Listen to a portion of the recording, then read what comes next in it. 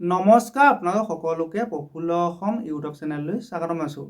যদি আপোনালোক চেনেলটোতে প্ৰথমবাৰৰ বাবে আহিছে, প্লিজ চেনেলটো ছাবস্ক্ৰাইব কৰি দিব, ভিডিঅ'টো এটা লাইক কৰি দিব আৰু দাদা বাইদেউ ভাইটি ভণ্টি বন্ধু বান্ধৱীলৈ শ্বেয়াৰ কৰি দিব।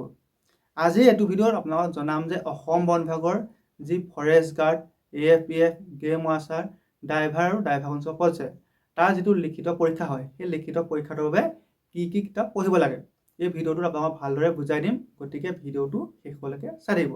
এতিয়া আপোনালোকৰ অসম বন বিভাগৰ যি forest guard, AFPF, game watcher, driver আৰু ড্ৰাইভাৰ কনষ্টল পদ আছে, সেই আটাইখিনি পদৰ বাবে লিখিত পৰীক্ষা এটাই হ'ব। আপোনালোকৰ এই যিটো লিখিত পৰীক্ষা হয়, সেই লিখিত পৰীক্ষাটোত 100টা মাল্টিপল চইচ কুৱেশ্যন আহে। প্ৰতিটো কুৱেশ্যনৰ হাফ মাৰ্ককে, টোটেল কুৱেশ্যন হ'ব 100 আৰু টোটেল মাৰ্ক হ'ব 50। আৰু আপোনালোকৰ বাবে এটা ভাল খবৰ, সেইটো হৈছে যে এই পৰীক্ষাটোত কোনো ধৰণৰ নিগেটিভ মাৰ্ক নাথাকে। এতিয়া আপোনালোকৰ অসম আৰক্ষীৰ যি ABUB লিখিত পৰীক্ষা হয়, সেই লিখিত পৰীক্ষাৰ যিটো চিলেবাছ আৰু অসম বন বিভাগৰ যিটো চিলেবাছ, আপোনালোকৰ এইখিনি পদৰ বাবে চিলেবাছটো একেই হয়। গতিকে আপোনালোকৰ যিসকলে অসম আৰক্ষীৰ বাবে পঢ়ি আছিল, সেইসকলে আপোনালোকৰ অসম বন বিভাগলৈ পঢ়িলেও হৈ যাব, একেখিনি আপোনালোকৰ হৈ যায়। এতিয়া আপোনালোকে কি কি কিতাপ পঢ়িব? আপোনালোকে প্ৰথম ল'ব লাগিব অসম ইয়েৰবুক। অসম ইয়েৰবুকো আপোনালোকে ধৰি লওক 2024 চনত যদি আপুনি লৈছে, তেতিয়া আপুনি 2025 নাইবা 2026 চনৰখন নল'লেও হ'ব। আপোনালোকে অসম ইয়েৰবুক যিকোনো এখন লৈ লওক।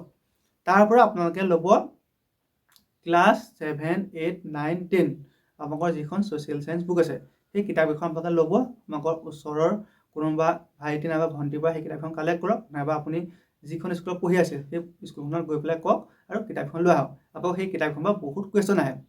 তাৰ পৰা আপোনালোকে ল'ব লাগিব ক্লাছ 11, 12ৰ জিঅ'গ্ৰাফী, হিষ্ট্ৰী, পলিটিকেল চায়েন্স। আপোনালোকে সেই 6খন কিতাপ, মানে আপোনালোকে ফাৰ্ষ্ট ইয়েৰ 3খন আৰু ছেকেণ্ড ইয়েৰ 3খন, সেই 6খন কিতাপ লওক। আপোনালোকৰ জিকেখিনিৰ বাবে এইখিনি লওক আৰু আপোনালোকে যিখন লোচেন জিকি, সেই লোচেন জিকিখন লৈ লওক। তাৰ পৰা আপোনালোকে যিটো মেথছৰ পাৰ্ট আছে, সেই মেথছৰ পাৰ্টটোৰ বাবে ক্লাছ 5, 6, 7, 8, 9 আপোনালোকে যিখন বুক আছে সেই বুকখন লৈ লওক। আপোনালোকৰ ক্লাছ 5ৰ পৰা ক্লাছ 10লৈকে আপোনালোকে সেই কিতাপখিনিও আপোনালোকৰ ওচৰৰ কোনোবা ভাইটি নাইবা ভণ্টি নাইবা আপোনালোকৰ যিখন স্কুলত পঢ়ি আছে সেই স্কুলখনৰ পৰা গৈ আপোনালোকে কিতাপখন কালেক্ট কৰক।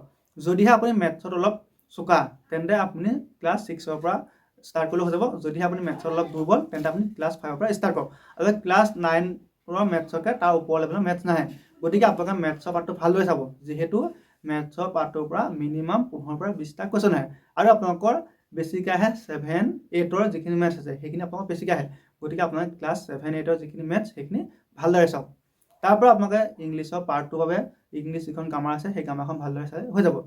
তাৰপিছত ৰিজনিঙৰ যিটো পাৰ্ট আছে, সেই ৰিজনিঙৰ পাৰ্টটোৰ বাবে RS আগৰৱাল ছাৰৰ এখন বুক পায়, মই স্ক্ৰীনত আপোনালোকক দি দিছোঁ। সেই কিতাপখন আপোনালোকে লৈ লওক। আপোনালোকে কিতাপখন বহুত ধুনীয়া হয়। আপোনালোকে RS আগৰৱাল ছাৰৰ এই যিখন কিতাপ, সেই কিতাপখনৰ যিখিনি ৰিজনিং আছে, সেইখিনি আপোনালোকে অসম বন বিভাগৰ যিটো পৰীক্ষা হয়, নাইবা আপোনালোকৰ অসম পুলিচৰ যিটো পৰীক্ষা হয়, আপোনালোকৰ ABUB নাইবা SI সকলোখিনিৰ বাবে হৈ যায়। এই ৰিজনিংখন বহুত ধুনীয়া কিতাপ হয়। গতিকে আপোনালোকে RS আগৰৱাল ছাৰৰ এই কিতাপখন লৈ লওক। তাৰপিছত আপোনালোকে ল'ব অসম আৰু ভাৰতৰ এখন মেপ। আপোনালোকে য'ত পঢ়িব, পঢ়াৰ আগত আঁৰি ল'ব। তাৰ পৰা আপোনালোকে যদি আৰু বেছি এডভান্সকৈ জানিব বিচাৰে, তেন্তে আপোনালোকে ডিগ্ৰী লেভেলৰ যিখিনি আপোনালোকৰ হিষ্ট্ৰী কিতাপ আছে, আপোনালোকে সেইখিনিও ভালদৰে চাব পাৰে। আপোনালোকৰ তাৰো বহুত কুৱেশ্যন আহে।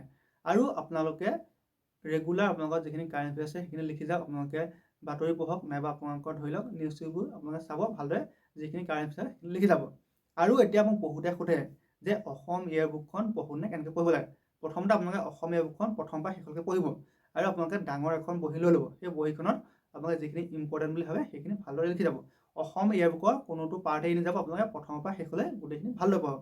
আৰু আপোনালোকে যিকেইবাবে আপোনালোকে ধৰি লওক আজিকালি বজাৰত যিসমূহ আপোনালোকৰ কিতাপ পায়, তাৰ এখন যিকোনো হেণ্ডবুক লৈ লওক। আপোনালোকে অসম আৰক্ষী নাইবা অসম বন বিভাগৰ লিখিত পৰীক্ষাৰ হেণ্ডবুক ওলাই থাকে, আপোনালোকে হেণ্ডবুক মাত্ৰ এখন লওক। আপোনালোকে হেণ্ডবুকবোৰ এনেই বেছি নল'ব, কিয়নো আপোনালোকে সেই হেণ্ডবুকখনৰ পৰা অলপ আইডিয়াটো কৰক যে জিকে এনেকুৱা টাইপৰ কুৱেশ্যন আহে, বা আপোনালোকে ধৰি লওক মেথছৰ এনেকুৱা টাইপৰ কুৱেশ্যন আহে। আপুনি জাষ্ট তাৰ পৰা আইডিয়া কৰক, কিন্তু আপোনালোকে সেইখিনি ইমান পঢ়িব নালাগে।